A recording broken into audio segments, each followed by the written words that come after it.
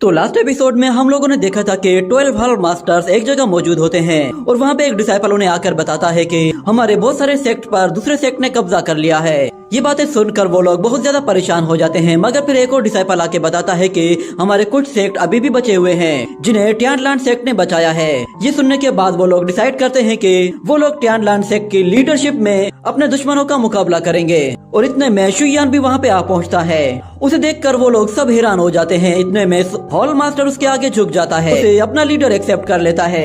ये देखकर Lord Shane कहता है कि ये तुम क्या कर रहे हो, ये हमारा लीडर नहीं है, हमारा लीडर तो ज़ेंग बाइशी है। मगर शुयान उसे इग्नोर करके वहाँ से चला जाता है। जिसके बाद वुयू पैलेस का मास्टर शुयान से कहता है कि मेरा वुयिंग पैलेस, टोंग बाओ और टाइशेन सभी पैलेस आपके हाथ में है। अब मेरे उन दो पैलेस को आप ही बचा सकते हैं, क्योंकि अगर वो हैं तो मेरा वुयू पैलेस है, अगर वो नहीं तो वुयू पैलेस की भी कोई अहमियत नहीं। ये कहने के बाद वो सारे के सारे मास्टर्स शुयान के आगे आकर झुक जाते हैं और उसे अपना लीडर एक्सेप्ट कर लेते हैं। इसके बाद लॉर्ड चेन भी सिचुएशन को देखता है तो उसके पास भी कोई ऑप्शन नहीं रहता, जिस पर वो भी शुयान के आगे आकर झुक जाता है और उसे अपना नया लीडर एक्सेप्ट कर लेता है। और पैलेस मास्टर शुयान से कहता है कि हमारे सभी सेक्ट की हालत बहुत ज्यादा खराब हो चुकी है, अगर ऐसा ही चलता रहा तो मुझे डर है कि बहुत जल्द हमारा वुयू पैलेस भी डिस्ट्रॉय हो जाएगा। मैं नहीं जानता कि आप इसके लिए क्या डिसीजन लेने वाले हैं, पर हमें जो भी करना है जल्दी करना होगा। जिसके बाद शुयान कहता है कि ज़ेंग बाइशी काफी देर से ये सारा ड्रामा देख रहा है, मगर वो अभी भी बाहर नहीं आ रहा। ये सुनकर सब लोग हैरान हो जाते हैं और इतने में हमें दिखाया जाता है कि दरवाजा हल्का सा खुलता है, अंदर कोई आता है और हमें उन सभी हॉल मास्टर्स के ऊपर कोई आदमी चलता हुआ आता हुआ दिखाई देता है। वो शख्स असल में ज़ेंग बाइशी ही था। उसे वहाँ पे देखकर लॉर्ड चेन कहता है कि ज़ेंग बाइशी तुम जिंदा हो, तुम इतने दिन तक कहाँ थे, हमें तुम्हारी जरूरत थी, एक लीडर होने के नाते तुम्हें यहाँ पे होना चाहिए था। मगर ज़ेंग बाइशी उसे चुप कराते हुए सीधा शुयान के पास चला जाता है और उसे कहता है कि मैं अपना वरी फ्री लैंड तुम्हें दे रहा हूँ, उम्मीद है कि ये छोटी सी मछलियाँ तुम्हें तंग नहीं करेंगी। ये सुनकर शुयान उसे कोई जवाब नहीं देता और याया आगे आकर कहता है कि इस ओल्ड मैन की हिम्मत तो देखो, वो उन 8 ग्रेड के इमोर्टल्स को छोटी मछलियाँ कह रहा है, जबकि वो जानता है कि शेनहाई जिंग के सभी वॉरियर्स इलाइट वॉरियर्स हैं, सब के सब अर्थ इमोर्टल लेवल के वॉरियर्स हैं। उन्हें मारने के लिए तो कम से कम भी महीना भी लग सकता है और तुम उन लोगों को मामूली सी मछलियाँ कह रहे हो। ये सुनकर वो उसके ऊपर हंसने लगते हैं, जिस पर लॉर्ड चेन गुस्से में आकर कहता है कि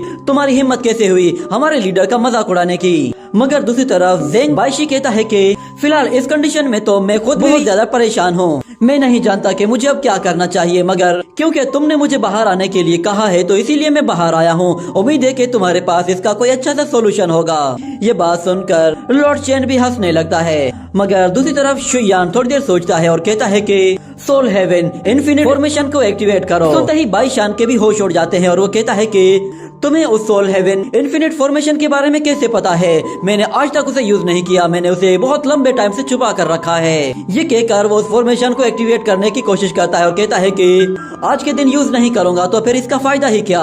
ये कहने के बाद वो इन्फिनिट फॉर्मेशन का इस्तेमाल करते हुए अपने पूरे वंडरलैंड का एरे बनाता है, जिसे देखकर वो सब के सब हैरान हो जाते हैं और कहते हैं कि ये जगह तो कुछ जानी पहचानी सी लग रही है। जिसके बाद कुछ और बंदे कहते हैं कि ये तो पूरा का पूरा हमारा वरी फ्री वंडरलैंड है। तो ज़ेंग बाइशी उन्हें बताता है कि जब मैंने इस वंडरलैंड को एस्टेब्लिश किया था तो उस वक्त मैंने इसके अंदर 12 अलग अलग सेक्ट बनाए थे, ताकि कभी भी कोई भी हमारे वुयू पैलेस पर हमला करने के लिए आए तो हम लोगों को उनका पहले से ही पता चल जाए और हम वक्त रहते ही उन्हें वहीं पे ही रोक दें। और फिर वो शुयान से कहता है कि तुमने जो फॉर्मेशन एक्टिवेट करने के लिए कहा था वो मैंने कर दी है। इतने में लिन चुई की आवाज आती है, वो कहती है कि इस एरे के ऊपर ये रेड डॉट्स क्या हैं?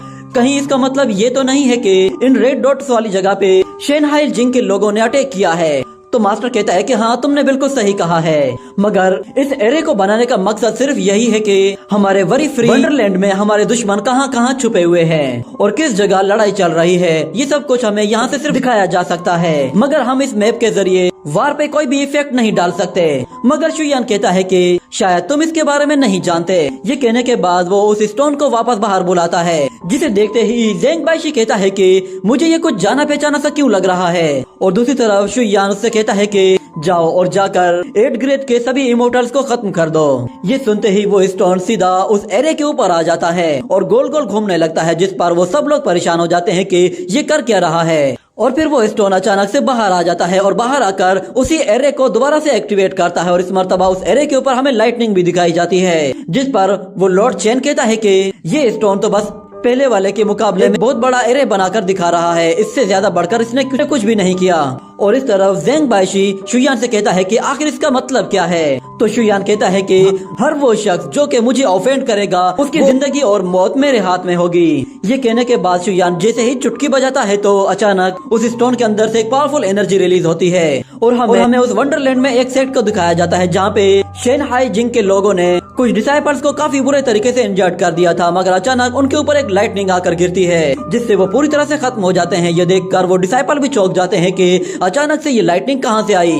और फिर हमें दूसरी जगह का सीन दिखाया जाता है जहाँ पे वही रेड लाइटनिंग आती है। वो रेड लाइटनिंग जैसे ही उन डिसाइपल्स पर गिर रही थी वो वहीं पे ही डिस्ट्रॉय हो जा रहे थे, जिस पर उनके लीडर भी परेशान हो गए थे कि आखिर हम पे हमला कौन कर रहा है और ये किस तरह का अटैक है। ये कहने के साथ वो अटैक उस पर भी आकर गिरता है और वो भी वहीं पे ही खत्म हो जाता है। और अगले सीन में हम लोग लिन फेंग को देखते हैं, वो भी कुछ वॉरियर से लड़ रहा था, मगर अचानक वहाँ पे वही सेम लाइटनिंग आती है जो कि वहाँ मौजूद सभी वॉरियर्स का काम तमाम कर देती है। ये देखकर लिन फेंग कहता है कि अभी तो लड़ाई सिर्फ शुरू हुई थी और अभी तो सिर्फ मजा आने लगा था, मगर ये वॉरियर्स तो अपने आप ही मरते जा रहे हैं। ये सुनकर गावलिन कहती है ये तो और भी अच्छी बात है, हमें ज्यादा मेहनत करने की जरूरत नहीं पड़ेगी। मगर दूसरी तरफ कॉमेट को पता चल जाता है कि ये कौन कर रहा है। वो सबको बताता है कि ये सब कुछ मास्टर ने किया है, जिसके बाद वो सब लोग उस मैप को देखते हैं तो कहते हैं कि ये नामुमकिन है। और ज़ेंग बाइशी भी चौंक जाता है और कहता है कि सिर्फ कुछ ही देर में सभी इमोर्टल्स खत्म हो गए, सिर्फ 12 ही इमोर्टल्स वहाँ पे बचे हुए हैं। आखिर शुयान ये सब कुछ कैसे कर सकता है।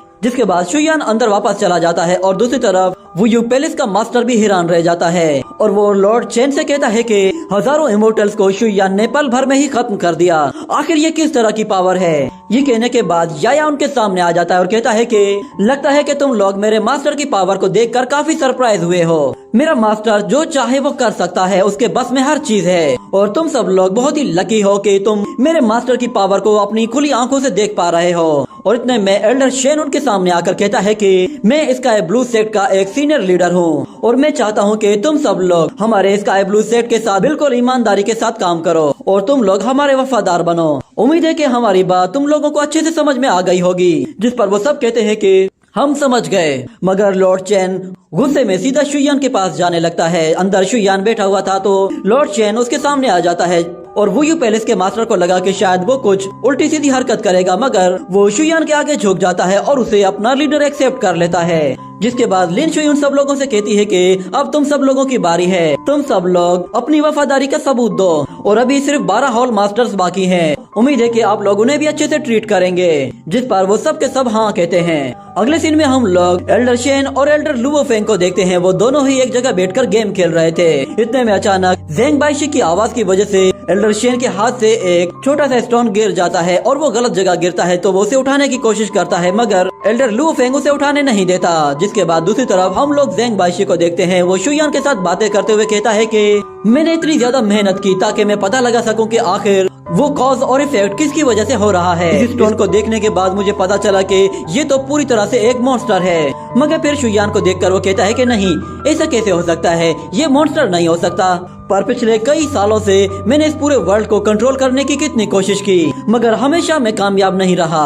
वो ओल्ड मैन क्यों हमेशा मेरे साथ कुछ न कुछ ट्रिक करता है। वो हमेशा मुझसे 2 कदम आगे रहता है। उसी ने मुझे ये फॉर्मेशन दी थी, मगर उसने मुझे इसके बारे में कुछ भी नहीं बताया था। मगर शुयान उससे कहता है कि मास्टर ने तुम्हें वो टियान वूजी फॉर्मेशन देकर एक हिंट दी थी। ये सुनकर ज़ेंग बाइशी भी हैरान हो जाता है और फिर शुयान उससे कहता है कि तुमने इस फॉर्मेशन की आइस को ही मिस कर दिया है। ये सुनकर ज़ेंग बाइशी कहता है कि चलो अब छोड़ो, इसके बारे में बाद में बात करेंगे। तुम्हारा मास्टर बहुत चालाक है, उसके पास हजारों ट्रिक्स हैं, उसे कोई भी नहीं हरा सकता। मगर फिर शुयान उससे कहता है कि चलो मुझे अब कुछ गॉड्स के बारे में बताओ। ये कहने के साथ ही ये एपिसोड यहीं पे ही एंड हो जाता है।